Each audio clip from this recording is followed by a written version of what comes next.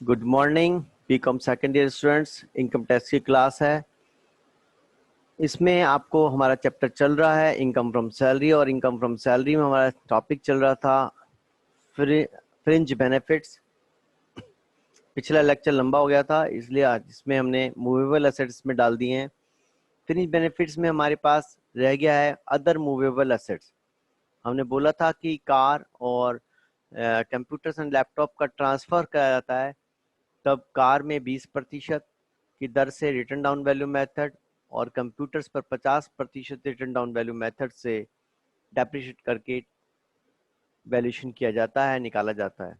Other movable assets में अलग है, स्ट्रेट लाइन मेथड का यूज़ करना है डेप्रिशिएशन में, 10% पर एनम के हिसाब से लगाना है, और फॉर ईच कंप्लीटेड ईयर जो पहले भी था इसमें ध्यान रखना है। तो कॉस्ट ऑफ असेट्स में से डेप्रिशिएशन कम कर देंगे, डेप्रिशिएट वैल्यू मिल जाएगी, उसमें से जो एम्प्लॉय से अमाउंट रिकवर किया है वो घटा दिया जाएगा, तो हमें वैल्यू ऑफ परक्विजिट्स मिल जाएगा। अब हम इसमें एग्जांपल से समझते हैं। कंपनी ने ट्रांसफर किया refrigerator which was purchased on 1/6/2017 for 2,20,000। Now transfer on 1/7/2019 for ₹1,00,000। तो रेफ्रिजरेटर 1/6/17 को खरीदा था, तो 2 साल पूरे हो गए हैं, 2 साल 1 महीना हो चुका है, तो 2 कंप्लीट ईयर्स का डेप्रिसिएशन लगाया जाएगा। जैसे स्क्रीन पर दिखाया जा रहा है कि 2,20,000 का ओरिजिनल कॉस्ट है, इसमें से 22,000 10% घटा दिया, 1,98,000 हो गया।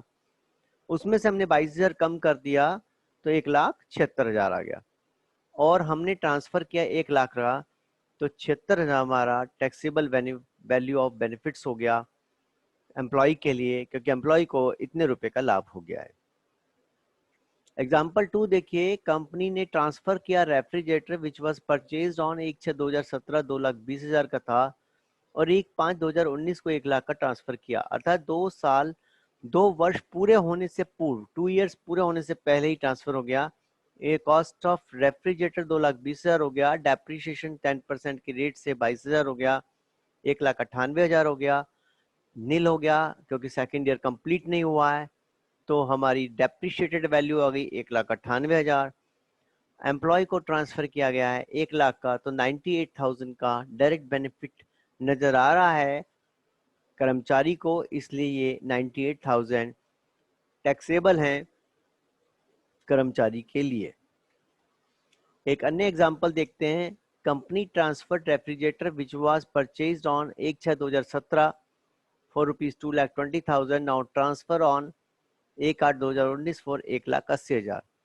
तो 2 वर्ष से ज़्यादा की अवधि है, तो 2,20,000 का था, 22,000 एक कम हुआ, 198 रह गया, फिर 22 कम हुआ, 176 रह गया।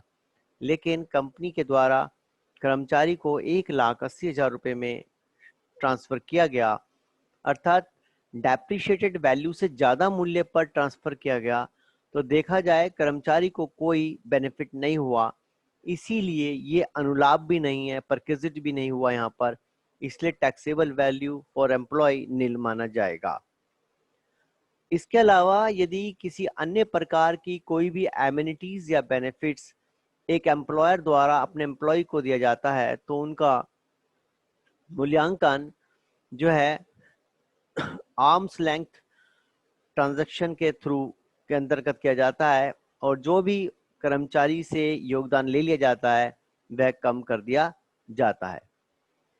अब हमारा अगला, अभी तक हमने पढ़ा था कि परक्विजिट्स हमने बताया था 3 तरह के होते हैं। Number 1 taxable for all, taxable for specified employee, और टैक्स फ्री परक्विजिट्स। अब हमारा टैक्सेबल फॉर ऑल परक्विजिट्स खत्म हो गया है। थोड़ा सा रिव्यू करते हैं। टैक्सेबल फॉर ऑल में था value of rent free house, value of concessional rent house, obligation of employ paid by employer, sweat equity shares and fringe benefits. इन सब की स्टडी हमने कर ली है।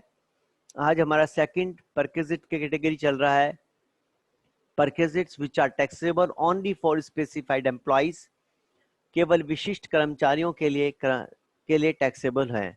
पहले हम उन परक्विजिट्स की लिस्ट को देख लें, एक बार ओवरव्यू कर रहे हैं, जिससे हमें पता लग जाए कि ऐसे कौन से परक्विजिट्स हैं जो केवल और केवल स्पेसिफाइड एम्प्लॉइज के लिए ही टैक्सेबल हैं। तो पहला है मोटर कार, 4 पहियों के वाहन को मोटर कार बोलते हैं।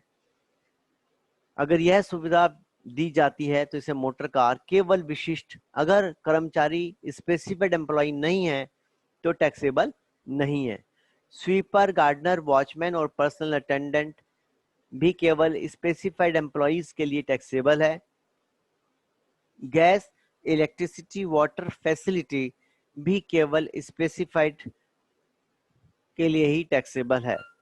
इसी प्रकार से education facility provided to employees, children and members भी केवल स्पेसिफाइड एम्प्लॉयज के लिए टैक्सेबल है। और लास्ट है ट्रांसपोर्ट फैसिलिटी, ये भी केवल स्पेसिफाइड एम्प्लॉयज के लिए टैक्सेबल है।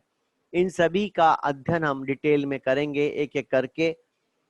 तब आगे बढ़ते हैं तो अगला प्रश्न हमारे सामने आता है कि स्पेसिफाइड एम्प्लॉय कौन है। तो इसका जवाब है स्पेसिफाइड एम्प्लॉय वो एम्प्लॉय है जो 3 में से कोई सी भी एक कंडीशन पूरी करता है, वह व्यक्ति स्पेसिफाइड एम्प्लॉय कहलाता है। पहली शर्त है कि या तो वह व्यक्ति जो एम्प्लॉय है, जो कर्मचारी है, वो अपनी एम्प्लॉयर कंपनी के अंदर डायरेक्टर हो। बात को समझिए, यदि कोई कर्मचारी एम्प्लॉयर कंपनी के अंदर डायरेक्टर है, ही इज डायरेक्टर एम्प्लॉय, तब ऐसी स्थिति में वह व्यक्ति, वह पर्सन, वह इंडिविजुअल, वह एम्प्लॉय स्पेसिफाइड एम्प्लॉय बन जाएगा। अब अगर आप कहें कि सर ये ना हो तो उसका दूसरा ऑप्शन दिया है, तीनों में से कोई सी एक पूरी करनी है। Employee having substantial interest in employer company that is 20% or more voting right or profit share।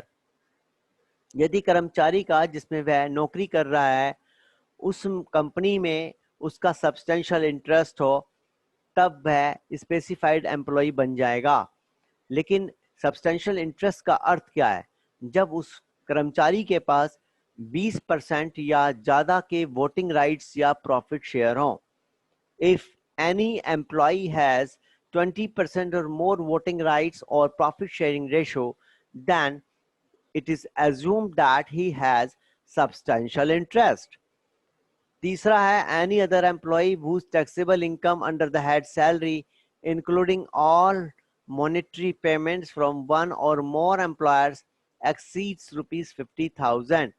यदि किसी कर्मचारी की taxable income under the head salary केवल मॉनेटरी पेमेंट्स को कंसीडर करेंगे और 50,000 रुपए से ज्यादा है, 50,000 तक की होने पर नहीं माना जाएगा।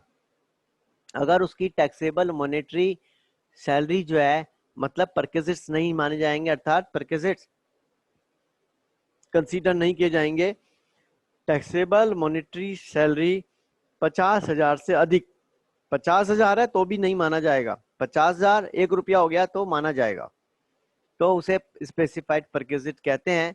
लेकिन इसमें मैंने नीचे लिखा it does not include the value of benefits and इनको कंसीडर नहीं किया जाता। सही है, आगे चलिए। ये आपको हम उम्मीद है समझ में आ गया होगा कि आज आपको कि परक्विजिट में स्पेसिफाइड एम्प्लॉय कौन है। अब हम एक एक करके मोटर कार को अगली क्लास में पढ़ेंगे।